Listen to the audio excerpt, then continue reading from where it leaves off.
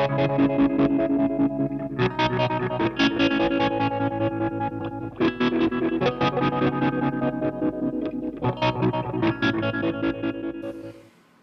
guys, here's a quick tip video on tightening the nuts on a guitar pedal. Now it might sound pretty trivial. How hard is it to tighten nuts on a guitar pedal? It's quite simple, but you've actually got quite a few options on how to actually do it, and there's one that I think is better than the others. I'll show you the options that you have and the reasons why I think they're good or not. I'm going to go in order of what I think is probably the most suitable, the least suitable to the most suitable. This is a pair of wire cutters and it has a little sort of plier end on it. And I always grab these because they're around, and it's such a bad habit because they're just so hard to tighten properly. You just don't get enough. You don't get enough grip when you're getting towards the end of the turn, or towards the firmest part of tightening the nut, and they flick off and they scratch all the time. This is the least useful. The least practical, I think. It's probably the worst option. So I wouldn't recommend something like that. Next is needles nose pliers, and they sit in a similar category as the last bunch. You can get a little bit tighter, but you still risk slipping and scratching. And that goes for any of these nuts, that one or this one. I just don't think that they're not the tool for the job. They're really difficult to grab onto the nut, and these Iram pliers are no good for the task either because they don't have a very wide. See, I can't even grab that toggle switch nut with these. The jaws don't open wide enough, but that's not what they're made for. So don't use something like that for the task either. So the pliers, those two are kind of both sitting in the same category. I'd probably use needle nose before I'd use these. They've just got kind of like a rounded end, and they just flick off all the time, and they scratch. And they also because they've got, hopefully you can see it in the video there, see they've actually got a grip. Those really manhandle the nut, and I've actually used them on these, which kind of prompted the video. And you might be able to see that nut there is just roughed up big time. And it's a presentation thing. It just ends up looking like it's been through the ringer. If you use it on all the nuts, you particularly if you've got a pedal that you're having an issue with taking on off, you're just continually grabbing it, and just leaving notch marks around the outside, and teeth marks, I guess, from the grip. So they're the worst. Next would be these. They still slip, but at least they don't have the teeth mark on them. So that's the needle nose pliers. Third of four is a shifter. You can get smaller shifters than the one like this one, and they're okay. You can usually make the clearance over the top of whatever it is that you're tightening. Like in this case, it's the actual switch on the foot switch, and you can grab it. You still risk it flicking off. And just a tip while we're doing that, while I was thinking of it actually, when you are tightening up. There's only a point that you can tighten to, because once you get really tight, the piece of hardware that you're tightening will start to turn around. So you'll have to put your finger there, or just try and hold it in place.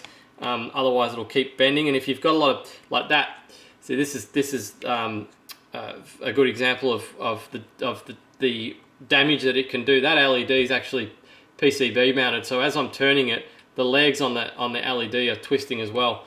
So make sure that you hold the back when you're actually tightening it. That's why I've got the back off, because that's usually what I do. It's actually a lot trickier with PCB mounted pots, because when you tighten it on the front, it's really difficult. You can't get in there to hold it. So you just need to be careful when you're tightening them up that you're not actually twisting. The pot's not twisting around and the legs are getting bent. I've had that happen before. It's just one of the negatives, unfortunately, for PCB mounted stuff.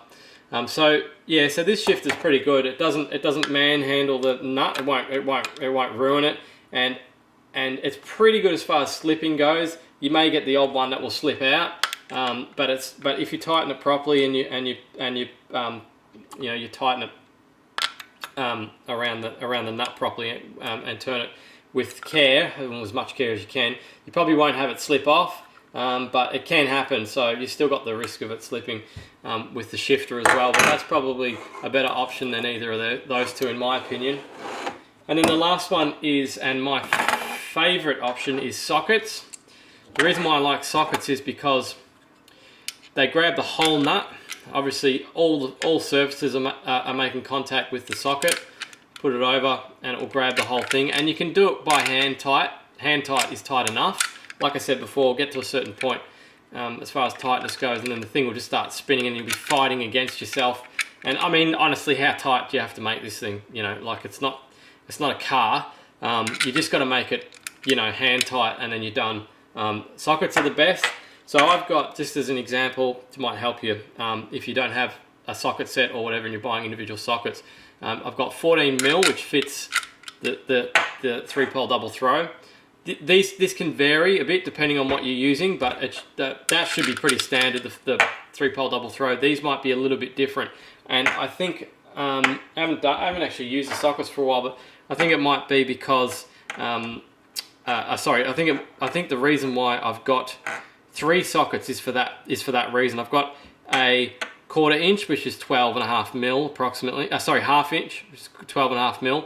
Then I've got 12mm, and I've got 13mm. Yeah, so there's a slight variance between 12 and 13mm for those. They might just end up being a bit loose. See, like that one actually is a bit loose, the 13mm.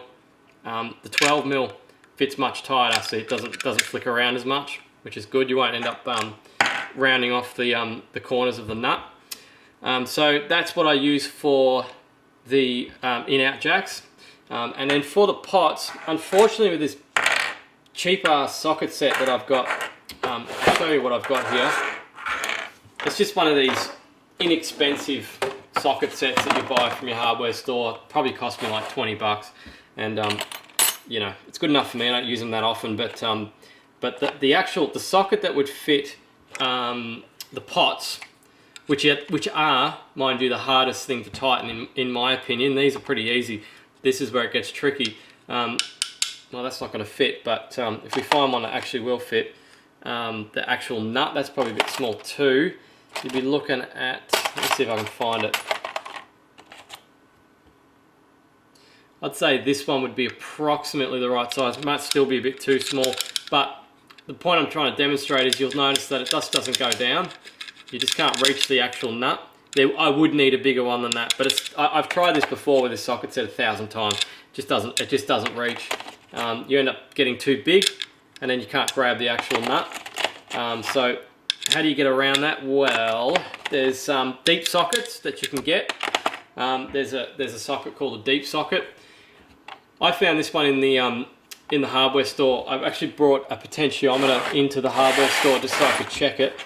I brought that in and just checked it actually in the shop to get the right one. As you can see, it fits perfect. This isn't a deep socket. Kinchrome's a pretty good brand. It's not a deep socket, but it fits. It fits well. So you can put it in and Bob's your uncle. It works well. So that's not a deep socket. 10mm, you'll notice also, that won't fit. I don't think it'll fit it doesn't fit the toggle switches. You probably need one, maybe 8mm, I reckon, if I just had to guess, or maybe 7. You have to test it. Bring one into the shop and test it when you're in there just to make sure it's the right size. When I was in the shop, I thought, damn, I should have brought one of those in to get a socket for that too, just so I'm done and dusted with all that. And I never have to use pliers on it again. But yeah, I forgot to bring it in. So 10mm, this is not a deep socket, though there are deep sockets. If you get stuck, look for deep sockets and they'll definitely fit. They're just a socket with a long end on it, pretty much. It's like sort of double the length of that, just so you can fit it over the top of the potentiometer dial and grab that nut below. And that's really the best option if you ask me. Sockets are great.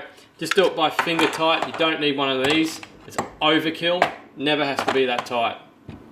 So that's it, a quick tip video. Some information mainly about those sockets. Go and grab some, just leave them in your parts box, usually what I do. I'll put this one with my parts box now. I've finally got one. It's going to make tightening those pots so much easier. Like I said, the pots are really the hardest part, I think, of tightening. So this is the one that you want, the one for the pots, because you're just trying to grab onto the front of those is just it's a bit tricky. So yeah, that's how I do it. Anyway, sockets. So go and grab some if you don't have them, and use those. If you don't have the sockets, just use a shifter. Shifter's probably the next best option. Thanks for watching. Bye bye.